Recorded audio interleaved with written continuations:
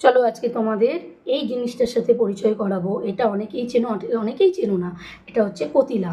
আমাদের মা ঠাকুমাদের আমলে কিন্তু এই কতিলাটা খুব খাওয়া হতো, আর এখনও অনেকে কিন্তু খায়। এটা কিন্তু শরীরের পক্ষে খুব উপকার, যাদের কোষ্ঠকাঠিন্য, যাদের পেটের প্রবলেম, সব রকম সমস্যার সমাধান কিন্তু এই কতিলা করে।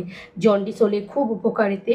তো এটা কিন্তু মিষ্টির দানার মতো। দেখো, এটা যখনই জলে দেওয়া হবে তখনই এটা কীরকম হয়ে যাবে দেখতে পাবে। দেখো, ভেজানোর পর মোটামুটি 3-4 ঘন্টা ভেজানোর পর এটা কিন্তু এরকম থকথকে জেলির মতো হয়ে যাবে। এটাকে কি করতে হবে, 1 চামচ 2 চামচ তুমি যে কোনো শরবতের সাথে মিলিয়ে খাবে। আর গরমকালে তো খুবই উপকার। বা লেবুর শরবত করো, যাই করো, বা আমি তো শুধুই খাই, শুধু জলে গুলে খেয়ে নিই, তো খুব উপকার। দেখো, আমি জলে গুলে নিয়েছি, এবার আমি এটা শুধুই খেয়ে নেব।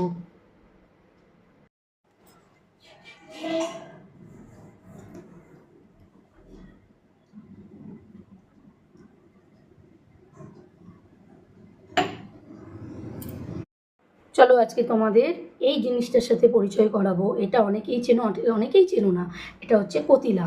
আমাদের মা ঠাকুমাদের আমলে কিন্তু এই কতিলাটা খুব খাওয়া হতো, আর এখনও অনেকে কিন্তু খায়। এটা কিন্তু শরীরের পক্ষে খুব উপকার, যাদের কোষ্ঠকাঠিন্য, যাদের পেটের প্রবলেম, সব রকম সমস্যার সমাধান কিন্তু এই কতিলা করে। জন্ডিস হলে খুব উপকার এতে। তো এটা কিন্তু মিষ্টির দানার মতো। দেখো, এটা যখনই জলে দেওয়া হবে তখনই এটা কীরকম হয়ে যাবে দেখতে পাবে। দেখো, ভেজানোর পর মোটামুটি 3-4 ঘন্টা ভেজানোর পর এটা কিন্তু এরকম থকথকে জেলির মতো হয়ে যাবে।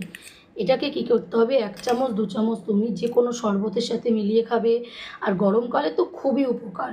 বা লেবুর শরবত করো, যাই করো, বা আমি তো শুধুই খাই, শুধু জলে গুলে খেয়ে নিই, তো খুব উপকার।